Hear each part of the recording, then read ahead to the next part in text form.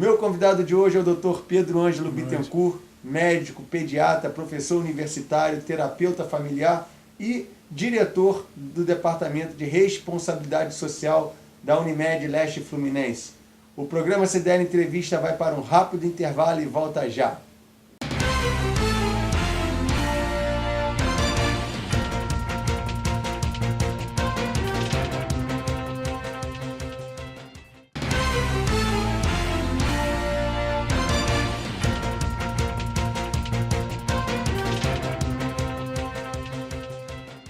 Estamos de volta com o programa CDL Entrevista com o Dr. Pedro Ângelo Bittencourt.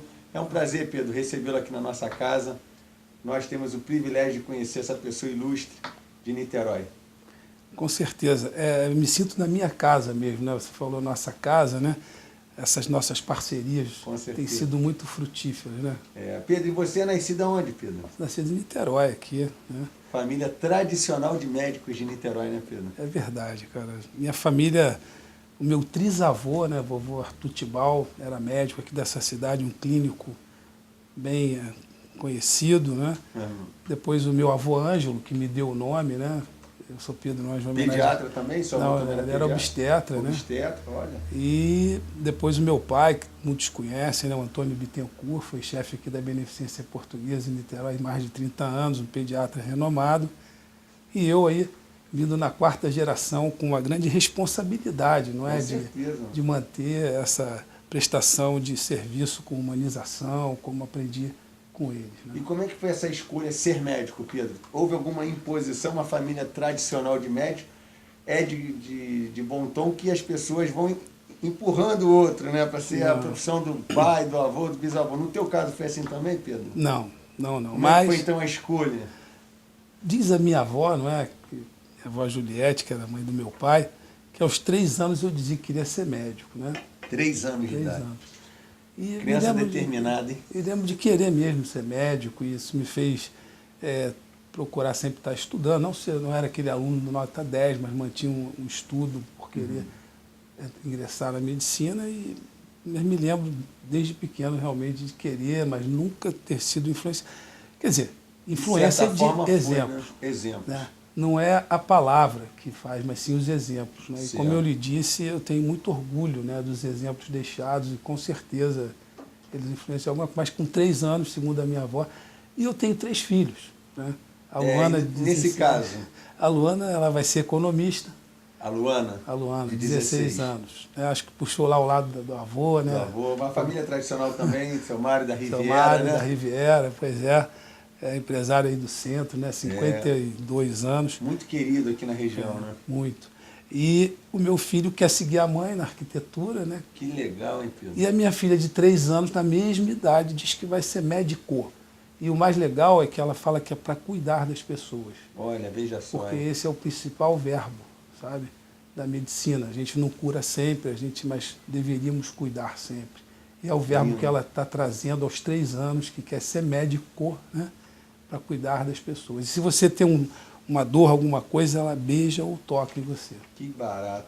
Pedro, e você estudou em Niterói também? Sim. Você estudava onde, Pedro? Eu estudei no Colégio Betânia, né? Fiz lá o meu jardim, né? Depois fui no Domingos Sávio, que eu era meio elevado, me botaram lá para ficar mais comportado. E depois fui para o Instituto Abel, né? Onde terminei lá a minha...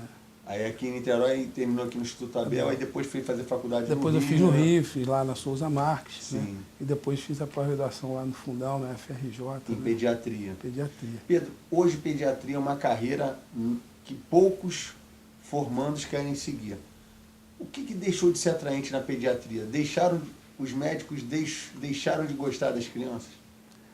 Não é isso. Talvez uma condução errada da própria medicina como um todo. Né? Em que as pessoas vislumbram mais a tecnologia, né? Vislumbram mais coisas mais rentáveis, e hoje realmente há uma deturpação da medicina que não valoriza o médico clínico, aquele que te escuta, aquele que te toca, que te examina. Esse médico ele fica realmente defasado em relação econômica, então é ruim. Aí você vê que a gente tem um monte de exame, um monte de exames normais, né? Tudo pedido. O que falta mesmo é a questão humana, né, Pedro? A humanização. Engraçado a gente ver a humanização de tudo, né? Da medicina, do playground, humanização. E os homens estão precisando aprender a ser humanos de novo, né? Com certeza. Eu acho que o sistema está tirando de nós esse caráter tão importante que é a questão de nós sermos humanos, né? Exatamente. Até eu observo isso, Pedro, isso tem tudo a ver com o que nós vamos falar adiante, que é a questão da responsabilidade social, mas eu sei que você é um pediatra que dá o número do seu telefone celular para os seus pacientes. Isso é raro hoje em dia, né, Pedro? Celular, e-mail e agora um site, né? Também, Pedro? Também. Então, se o paciente quiser falar com Pedro Ângelo Bittencourt, ele qualquer hora... Sabe. Hoje, de vir para cá, acabei de atender um pedido de uma amiga que estava lá precisando também. E é isso, eu acho que... Agora, você fala que tem tudo a ver com o que nós vamos falar, né? Isso. Sustentabilidade, que é o que a responsabilidade social prega, é deixar para as gerações futuras no mínimo que nós recebemos. E vocês vejam que um sistema hoje que não se preocupa com a saúde da criança, né? Hoje, na nossa cidade, o atendimento pediátrico é precário. Se alguém precisar de uma internação pediátrica, o pai faz uma peregrinação. Mas eu acredito em mudanças. Né? Eu acho que acredito. Você é um homem que é reconhecidamente positivista. Sem dúvida. Quem conversa com Pedro Ângelo sente assim uma vontade de viver, uma esperança latente em você. De onde vem essa esperança, Pedro? Quando o cenário se mostra tão sombrio, você consegue olhar para o futuro e ver que o sol ainda vai brilhar. É verdade. Primeiro vem de Deus, né? Deus para que me dê um equilíbrio, né? O médico, aliás, tem o médico que acha que é Deus, né? Mas Deus tem certeza que não é médico, né? Então, como eu sou desses, que a não ser que eu não sou Deus, eu sempre saio para minhas atividades orando antes, peço essa proteção, né? Enfim. Legal. E para estar bem comigo mesmo, né? Porque nada acontece, né?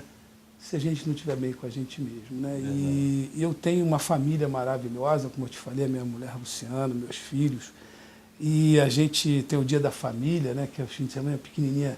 Hoje é Dia da Família, e o meu símbolo há muito tempo é um canguru, né? Lá do meu receituário, todo mundo sabe disso. Aliás, já estou indo para outra geração, já tem paciente meu tendo filho, né? Então, estou virando avô pediatra já, né? E a gente tem uma coisa lá em casa que fala família Buru, cada pequenininha, então todos correm e se abraçam, né? E é o toque, né? Você vê que todo mundo hoje, nós somos o campeão mundial do Rivotril, né? É mesmo, mundial, o Brasil mas não nos tocamos, não nos abraçamos.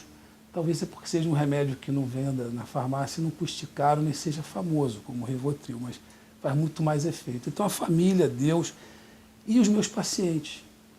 Você sabe que eu beijo e abraço todos os meus pacientes, na rua, em todos os lugares. Tem uma relação afetiva mesmo. Então, eu sou abraçado e beijado o dia todo. Que beleza. É difícil ficar isso, né? E eu tenho uma coisa que falaram de inauguração da família, né? Você mesmo passou por isso há poucos dias. É verdade. Você estava presente lá no dia que meu filhinho nasceu. Então. Você me deu a honra de poder ir no berçário e tocar meu filho. Isso daí eu vou ser eternamente grato a você, né? Não foi bom? Maravilhoso. Então, é que existe um médico, Michel Lodan, que fala o seguinte: se quisermos melhorar o mundo, temos que melhorar o nascimento. Então, a inauguração da família. Então, eu vivo isso no meu dia a dia, né? Inaugurando famílias, mostrando para aquela mãe que o bebê enxerga, escuta, para de chorar. Vivo com casais grávidos, entendeu? Então, eu tenho certeza que eu vivo num mundo de amor, né? E o amor é imunocompetente. E a nossa sociedade tem no seu subconsciente, no seu dia a dia, o medo. E por isso que a gente tem essas coisas de tomar o Rivotril, temos 6 farmácias em cada esquina, mais ou menos. É verdade, eu acho que é um país do mundo que tem o maior número de farmácias. Né? Então, eu me considero assim, e pegando aquele gancho do Jobs, né? Devemos amar muito o que fazemos, né? E não deixar de ser ingênuo. Não é aquele ingênuo de ser bobo, de todo mundo enganar, mas de não perder a confiança no outro, no próximo. Sem dúvida. Ô Pedro, você tem um papel hoje fundamental na nossa cidade, que você é o diretor da Unimed Leste Fluminense, da área de responsabilidade social. Dentre vários trabalhos, eu sei que vocês distribuíram livros, né? 1.200 livros para o Morro do Cavalão, doaram computadores de uma comunidade, além do programa Jovens Talentos. Eu queria que você falasse um pouquinho para nós como você fez para chegar até lá e o que te impulsiona a continuar. Isso, rapaz, começou... Isso já está na veia do pediatra, né? O pediatra gosta das pessoas. Eu era jipeiro lá em Gaudinópolis. Eu desenvolvi um trabalho... Gaudinópolis é onde? É do lado de Lumiar. Aqui pertinho. Pertinho. E lá foi desenvolvido um trabalho que demos o nome de médico artesão. Esse que a medicina está matando. Sim. Então o nome foi de propósito. Por que artesão? Porque é aquele que escuta, que entra na casa, que conhece as histórias das pessoas, enfim, e que é mais resolutivo em muitas coisas. De lá eu conheci o pessoal da Ponte, no projeto Ponte para a Vida, o Semeando Amanhã, lá na Firjan, né? Tive a honra de, nesse momento, conhecer o doutor Elísio da Fonseca, que me trouxe para dentro da responsabilidade social da Firjan, seguido, né, do nosso amigo Luiz Sérgio Caetano, que me deu a honra de coordenar essa responsabilidade social, e junto com a Unimed. E realmente é uma coisa muito importante isso. As empresas do mundo todo não pensam mais só no lucro, elas pensam em dividir o seu lucro no ambiental e no social. Então, o que seria sustentabilidade? Você pega uma circunferência do lucro, do ambiental e do social, a interseção de todas é a sustentabilidade. Vejam só, que aula prática do que é responsabilidade socioeconômico-ambiental. Essa é a forma que uma empresa socioambiental... Então, a interseção desses três círculos é a sustentabilidade. A sustentabilidade é agir de forma tendo lucro, mas não esquecendo da sociedade, do entorno que você tem e do seu meio ambiente. Fantástico, Pedro. Eu acho que essa sua definição, vou guardá-la, se você me permitir, eu vou usá-la a posteriori. Agora, o projeto Jovens Talentos, conta um pouquinho para nós, até porque a gente conhece de perto o projeto. Esse projeto Jovens Talentos é fantástico. Nós começamos a responsabilidade social trazido pela Uniodonto. A Uniodonto veio nos falar de um projeto Canhotinha de Ouro. Do Gerson? Do Gerson. E nós não tínhamos nenhuma atuação, e eles nos trouxeram, a Unimed prontamente pegou esse trabalho, mas o Gerson viu que só o futebol não adianta, porque só um cracão hoje é que vai se dar bem. Então, ele vê que no final alguns voltavam para o tráfico, aquela coisa toda. Então, nós vimos uma coisa do governo que falava em primeiro emprego, nós jovem aprendiz. Nós fizemos, com base nisso, demos o nome de Jovens Talentos, para ficar com a cara da Unimed aqui, e aí passamos a formar realmente essas pessoas. Porque responsabilidade social não é fazer caridade. Caridade não adianta nada. A caridade, a pessoa vai ficar sempre ali pedindo.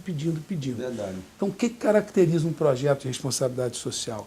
É aquele que tem início, meio e fim, e no final, sustentabilidade, ou seja, aquelas pessoas, eu tenho que perguntar se é ou não, se houve transformação, se eu transformei as pessoas e se elas se sustentam e se elas multiplicam o que elas aprenderam. Pedro, nós vamos para um rápido intervalo e no retorno nós vamos falar de outros projetos nesta área. O programa CDL Entrevista vai para um rápido intervalo e volta já.